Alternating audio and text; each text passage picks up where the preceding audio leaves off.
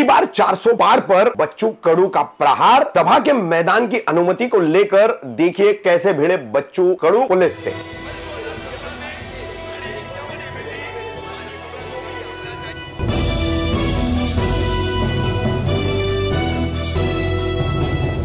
रफीक कामदार Hindustani reporter में आपका स्वागत है। वैसे तो भारतीय जनता पार्टी और उसके तमाम सहयोगी दल, एनडीए के घटक, महायुति के घटक, ये अब की बार 400 पार का नारा लगा रहे हैं और सभी को बता भी रहे, दावा भी कर रहे हैं कि 400 पार हो ही जाएगा। मगर कितना कठिन है ये सफर, तो आइए नवनीत राणा, जी हाँ, ये वही नवनीत राणा जो हनुमान चालीसा के मुद्दे पर मातोश्री तक पहुंचने की बात कर रही थी, उसके बाद जो है जेल गई, हवालात गई और जमानत पर छूट कर आई। और सबसे बड़ी बात आपको बता दें कि ये आरक्षित लोकसभा चुनाव क्षेत्र है, आरक्षित सीट है, रिजर्व सीट है। तो यहां पर पिछला चुनाव नवनीत राणा ने राष्ट्रवादी कांग्रेस पार्टी के समर्थन पर लड़ा और जो जाति प्रमाण पत्र, कास्ट सर्टिफिकेट इस्तेमाल किया वो बोगस था। हाईकोर्ट ने उन्हें उस जाति प्रमाण पत्र को खारिज भी किया था, लेकिन सुप्रीम कोर्ट ने उसे वैलिड करार दे दिया, उसे वैध करार दे दिया। तो अब नवनीत राणा भाजपा की उम्मीदवार बन गई, जो कि आमतौर पर तय था कि जिस तरह से दोनों पति पत्नी, उनके विधायक पति रवि राणा और नवनीत राणा, दोनों जिस तरह से अपना राजनीतिक सफर आगे बढ़ा रहे थे, उससे साफ हो रहा था कि वो भाजपा से चुनाव लड़ेंगे। लेकिन भाजपा से अमरावती से चुनाव लड़ने के मामले में एक तरफ जहां उन्हें महाविकास आघाड़ी के उम्मीदवार का सामना करना पड़ा, वहीं अमरावती में एक अपना अच्छा दबदबा रखने वाले, एक अच्छी राजनीतिक पकड़ रखने वाले, अपना एक राजनीतिक संगठन खड़ा करने वाले प्रहार जनशक्ति पार्टी के बच्चू कडू, इनका और राणा दंपत्ति का विवाद पुराना भी है और बिल्कुल इनमें से हवा तक नहीं गुजरती। तो इन्हीं बच्चू कडू ने अब यहां पर नवनीत राणा के नाक में दम कर रखा है, भाजपा के नाक में दम कर रखा है। यहां थोड़ा रुक करके आपको एक अहम बात बता दे कि प्रहार जनशक्ति पार्टी के बच्चू कडू अपने 2 विधायकों के साथ महायुति के समर्थन में है। राज्य में आज से लगभग 1.5-2 साल पहले जब सत्तांतर हुआ, तख्ता पलट हुआ, तो उस वक्त जो है एकनाथ शिंदे गुट को जो है और भाजपा की बनाई गई सरकार को जो है उन्होंने अपना समर्थन दिया था। मगर अब यही बच्चू कडू जो है वो इस देश में कानून व्यवस्था खत्म की जाएगी, उसके लिए इस्तेमाल पुलिस का ही किया जाएगा। इस मुद्दे को लेकर के जो तानाशाही चल रही है, इस मुद्दे को उभारते हुए अमरावती में उन्होंने अपनी पार्टी का उम्मीदवार खड़ा किया है। दिनेश बुब, ये उनकी पार्टी के उम्मीदवार है वहां पर लोकसभा चुनाव के। तो उनके प्रचार के लिए अमरावती का साइंस कोर मैदान जो है वो 23 और 24 अप्रैल को चुनाव अधिकारी ने उन्हें वहां पर सभा करने की अनुमति दी थी। लेकिन 23 तारीख को यहां जो है बच्चू कडू और उनकी पार्टी और उनके उम्मीदवार को दी गई अनुमति पुलिस ने रद्द कर दी, चुनाव विभाग ने जो है वहां के रद्द कर दी। और इसी बात को लेकर फिर बच्चू कडू और पुलिस के बीच भिड़ंत हुई है। डीसीपी जैसे अधिकारी के साथ बच्चू कडू की गर्मा गर्म जो है बहस हुई है। बच्चू कडू ने यहां तक कि डीसीपी के पैर भी पकड़ लिए और उन्होंने बताया कि क्या आप भाजपा के ही लिए काम कर रहे हैं, पुलिस का काम नहीं कर रहे हैं। और इस दौरान गर्मा गर्मी में बच्चू कडू ने अपने कार्यकर्ता को एक थप्पड़ भी लगाया और फिर मीडिया से बात की और उसके बाद उसका जवाब दिया है रवि राणा ने, जो भाजपा उम्मीदवार नवनीत राणा के विधायक पति हैं अमरावती से।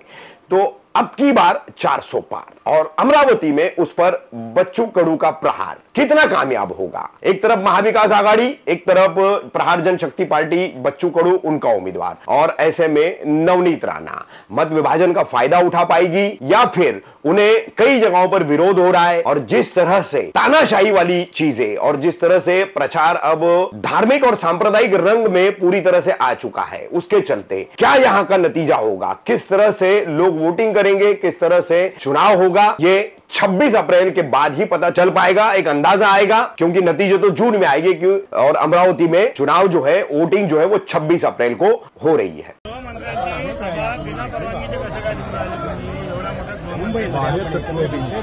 हे परवानगी वाचा ना, परवानगी वाचा ना साहेब। माझं आपल्याला विनंती आहे, आपण जरा 5 मिनिटं शांत व्हा। कायदा तोडताय तुम्ही, कायदा तोडताना मी आपल्याला काय सांगतो, आम्हाला परवानगी भेटली तरी भेटली तर आपल्याला परवानगी भेटलेली आहे, परंतु आता काय पाणी घ्या, पाणी घ्या, जरा शांत व्हा। तुम्ही परवानगी भेटली ना आम्हाला, परवानगी भेटताना आम्हाला युका मी काय सांगतो आपण ऐकून घ्या भाऊ। कोणाचा दंड आहे, कोणाचाही नाही. कायदा तोडताय तुम्ही शिंदे साहेब नाही, साहेब. ऐकून आपण मला बोलू द्या. तुम्ही ऐकून कायदा घ्या. संविधान सांगतो पाय आपल्याला. तोडताय तुम्ही. साहेब तुम्ही संविधान अहो, आचारसंहिता भंग तुम्ही करताय साहेब. ऐकून घ्या. राहण्याचं काहीच राहिलं नाही काय आहे? लहान माणसाचं काहीच राहिलं नाही. थोडं मागे सुरक्षा त्यांना आहे तर सभा दुसरीकडे घ्या. सुरक्षा त्यांच्या सभेचं तुम्ही बीजेपीच्या कार्यकर्ते म्हणून का बोलता? 24 तासाच्या आतमध्ये तुम्ही बीजेपीचे कार्यकर्ते म्हणा ना, आम्हाला ते विनंती करेन ना. अहो माझं म्हणणं आहे 24 तासाच्या आतमध्ये एवढी सुरक्षा व्यवस्था माननीय गृहमंत्र्यांच्या कार्यक्रमात मग त्यांची सभा घेणं अनिवार्य आहे. तर आमची नाही का दादा? दादा मी उभा आहे ना दादा. दादा मी उभा आहे ना. आम्ही परवानगी घेतली ना रितसर. 18 तारखेला अर्ज टाकून रितसर परवानगी घेतली ना दादा आम्ही. त्यांची सभा होणं तसे अनिवार्य आहे दादा. आमची आहे हो शिंदे साहेब. कायदा नका तोडू भाऊ, हो. आम्ही कायदा एक तोडत बदली नाही. होऊन हो तुमची फक्त नाही भाऊ. एका बदलीसाठी कायदा तोडता हो तुम्ही. बदली हा विषय नाही भाऊ. का का का असं करता हो? बदली हा विषय नाही. पाया पडा रे नाही, नाही, नाही, नाही.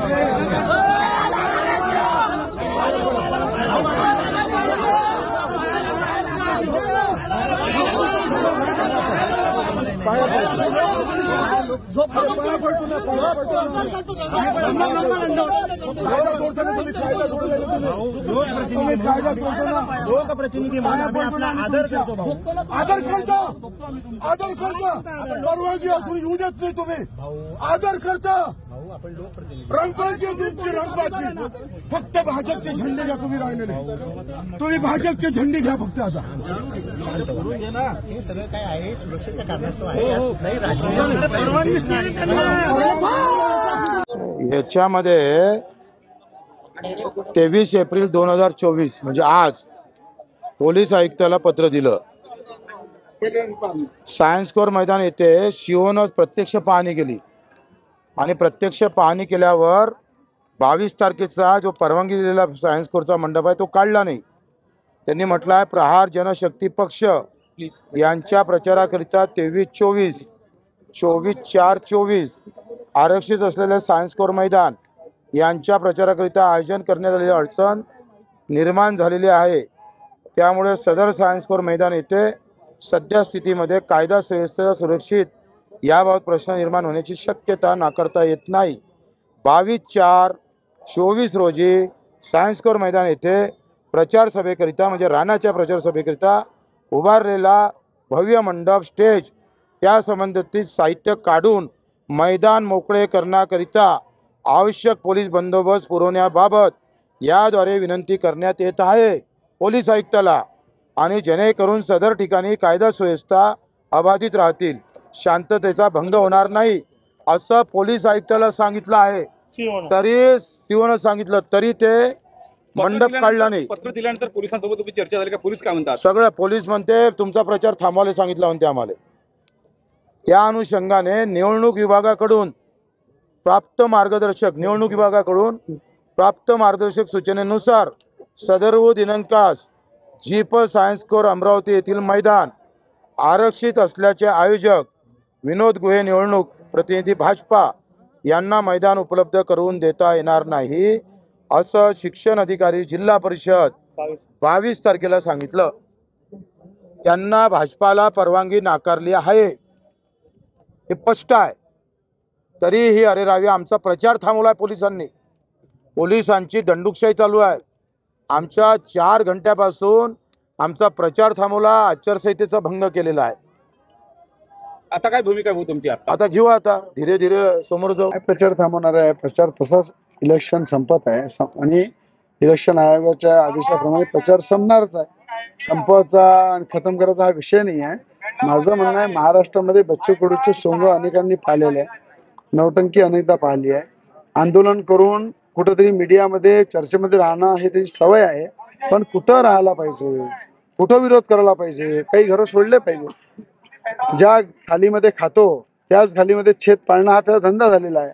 पण त्याच्यानंतर सुद्धा आज एका देशाच्या गृहमंत्र्यांची सभा आणि तेही त्यांना IBच्या अहवालानुसार पोलीस प्रोटेक्शनची पूर्ण रिपोर्ट घेतल्यानंतर जे महत्वाचं ग्राउंड आहे, जिल्हा अधिकाऱ्यांनी पोलीस आयुक्त निर्णय घेतला ही सभा इथेच होईल. अन्यथा त्यांना कायदेशीर त्यांचे जे प्रोटेक्शन आहे, त्यांचे जे सुरक्षा दृष्टीकोन जे पालन केले जाते ते बाकी ग्राउंडवर करू शकत नाही. त्या उद्देशानं ते ग्राउंड जिल्हा अधिकाऱ्यांनी पोलीस आयुक्तांनी त्यांच्या सभेसाठी दिला. तुम्हाला न्यायालयात खेचण्याचा इशारा त्यांनी दिलेला आहे. माझ्यावर त्यांनी सांगितलं 100 कोटीचा दावा करणार आहे. याच्या आधी सांगितलं नवनीत राणाच्या पूर्ण म्हणजे मला तर त्यांनी सांगितलं खलबत्त्यामध्ये फुटण्यासारखा कुटतो. नवनीत राणांचा बाप काढला, माझा बाप काढला, आमच्या विरुद्ध अपशब्द अनेकदा त्यांनी वापरले, अनेकदा त्यांनी कोर्टाची भाषा वापरली, दादागिरीची भाषा वापरली. मला असं वाटते मी कायदेशीर सगळ्या लढायला तयार आहे. कायदेशीर मी काम करतो आणि लोकशाहीचं पालन करतो. लोकशाहीच्या निर्णयाप्रमाणे मी चालतो. मला वाटते त्यांनी पण लोकशाहीप्रमाणे वागलं पाहिजे. लोकांच्या बहुमताप्रमाणे त्यांनी कुठलंही काम केलं पाहिजे. असं एकटं दादागिरी करून पोलिसांना मारहाण करणे, पोलिसांवर हात उचलणे, कार्यकर्त्यांना मारहाण करणे हा धंदा मला असं वाटते योग्य नाही.